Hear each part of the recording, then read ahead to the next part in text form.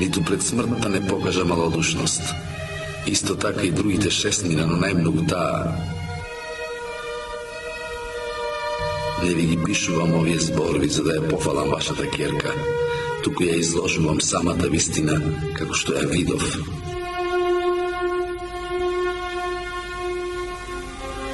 Во часот кога ќе изгре и ќе ме повика сонцето, јас ќе бидам во длабок молк и свртена на тилот ќе ја носам твојата златна слама место шапка. Војниците добро ни шанеа во срцето. Таа прва ги стрелаше со своите крупни очи и со јак глас ја поздрави татковината и го извика своето име, за да го спаси од заборав. Ти си Ирини Гини. Јас сум Мирка Гинова. Ти си Ирини Гини. Јас сум Мирка Гинова.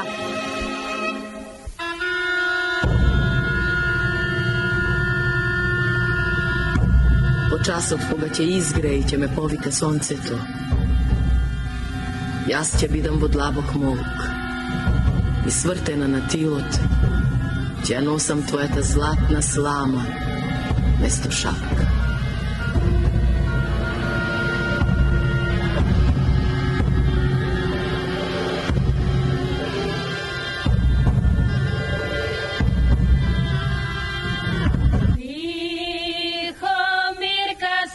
Zaspala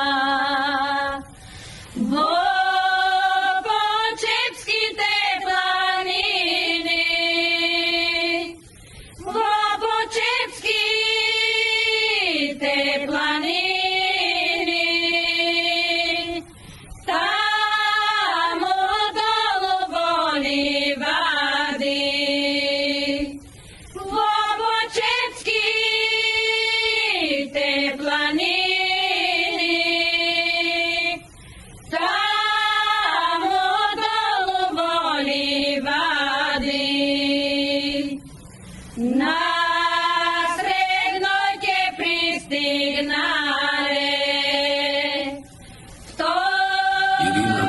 Ја погребаа во енџевардарските гробишта, иако некогаш мајката посека да ја посети таму ке праша и ке го покажат гробот на хероината. Ве поздравувам јас, еден војник, кој случајно присуствуваше на овој жалосен чин, а не можев да не ви ги пренесам последните зборови на вашата ќерка Ирина, инаку на сите позната како Мирка.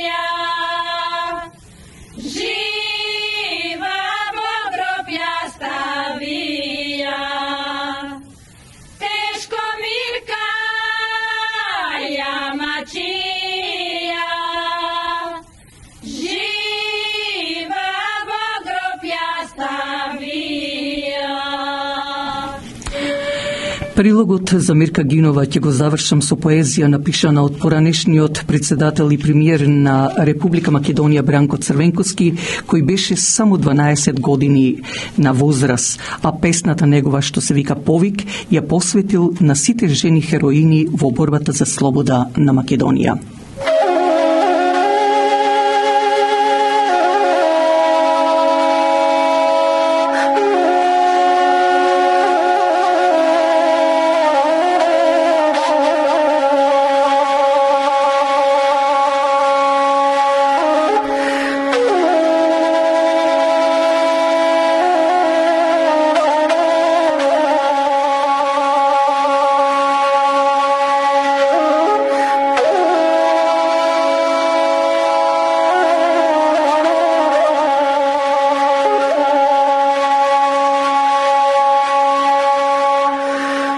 Ветрот шумоли и ни мрси коси, дури стоиме на могила пресна. Со мисла темна тага што носи и омраза в срце, жолчна и бесна. Во ушите уште глас нејзин и зуин, што во борба вика, буди желба смела. Нејзиниот поглед уште ме бодри, ни играт пред очи нејзините дела. Помнам за прв пат кога кај нас се јави, напатена и страдна од судбата тешка, четата веднаш ја прифати за своја и напред ја поведе во борбата жешка. А убава беше Кофиданка млада, трошна, нежна ко росно цвеќе, секогаш игрива и лесна ко птичка, весела и мила ко малечко дете. За умор таа не знаеше што е. Везден на нога од утро до мрака, секогаш спремна помош да пружи и напред да јурне со пушка в рака. Но смртта лочна живот искрати и ја зеде невидената младост се рекина. Ја поведе на пат бескрајно долг, за да таму биде вечна. А сега во продолжение да ги проследиме новините од Македонија. Македонија ја одбележа јубилејната 150 годишнина од раѓањето на Гоце Делчев, инспираторот и двигателот на македонската револуционерна организација. Во црквата Свети Спас имаше заедничко чествување со делегација од Бугарија, предводена од министерката за надворешни работи Теодора Генчовска. Таму беше Андријана Лазова.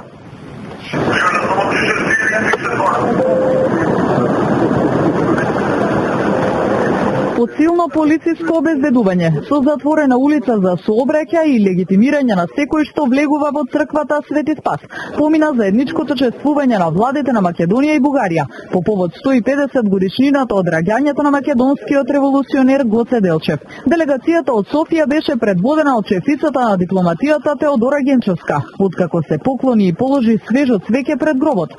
Замина без да даде изјава и покрај големиот интерес како од македонските, така и од бугарските медиуми.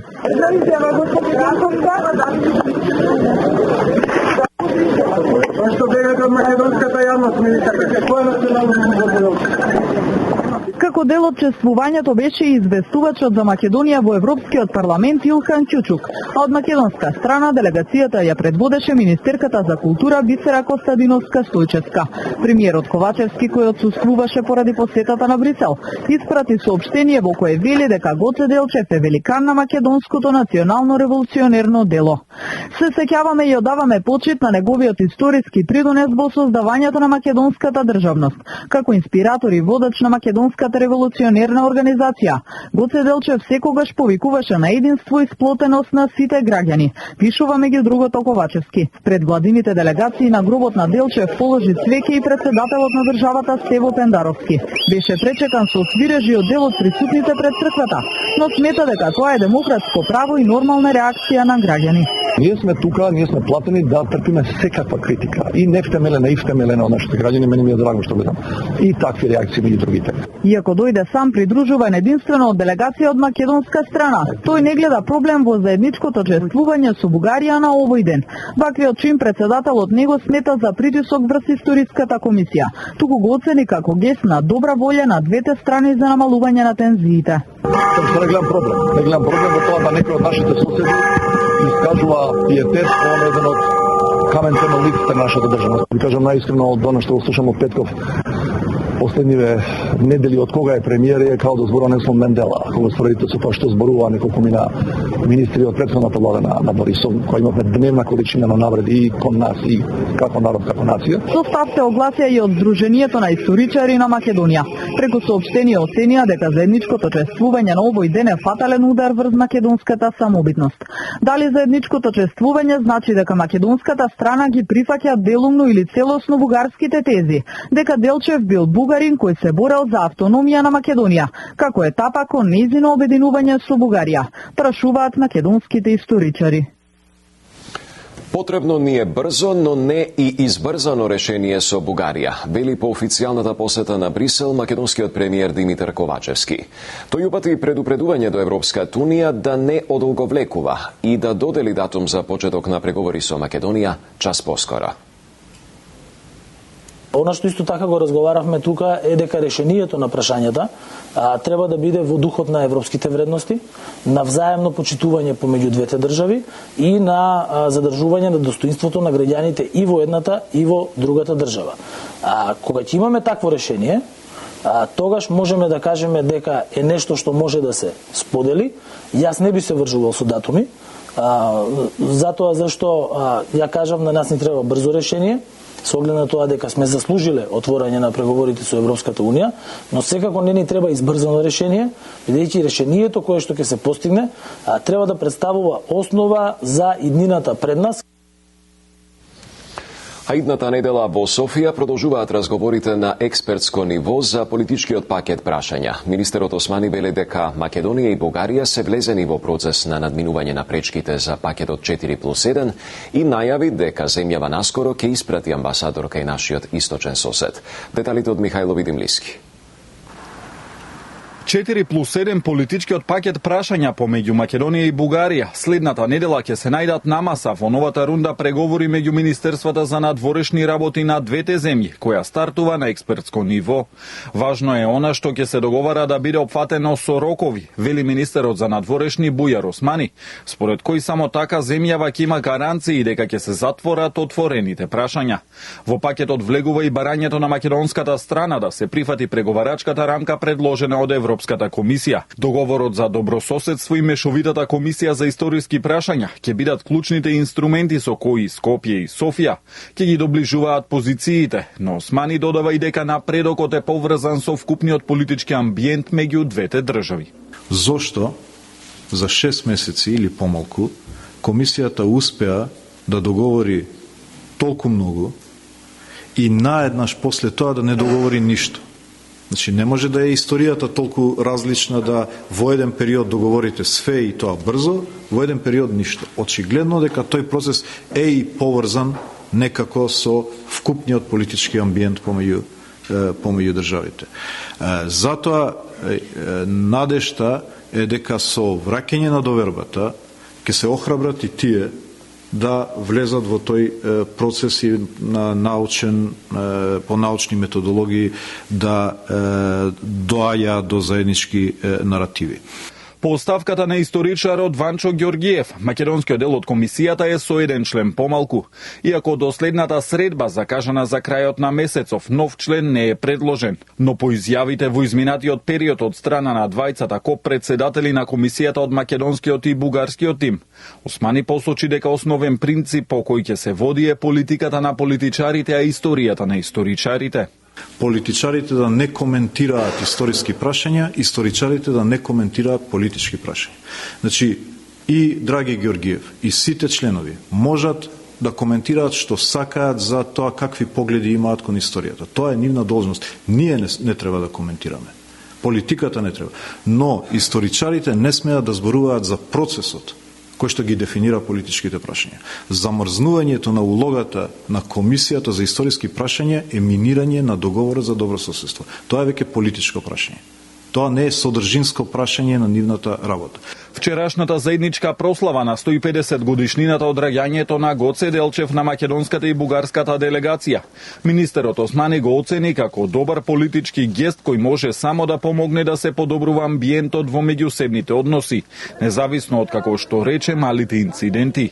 Додаде и дека Комисијата за историски прашања има договор за 5 личности за заедничко чествување, меѓу кои Свети Кирил и Методи и Климент Охридски, но и понатаму остануваат различни интерпретации за улогата и значењето на револуционерот Гоце Делчев. Колку француското председателство со Европската унија и пораките кои доаѓаат од официјален Париз изминатиот период можат да помогнат во деблокада на македонските евроинтеграции? Новија прашање одговор од поранешниот дипломат Нано Ружин бараше Михаил Милошевски. Франција во овој момент е заокупирана со, би рекол, 3 значајни теми. Првата е председателските избори, втората е пандемијата и третата е иницијативата на председателот Макрон околу руско-украинскиот спор. Воопшто не ја споменуваат ни Европската унија, која дури во јавното мислење оцената како неспособна да го реши овој проблем, ниту пак проширувањето, кое што за жал е од мощен нисок процент, именно само некој над 30% граѓани на Франција, значи французи, го поддржуваат проширувањето на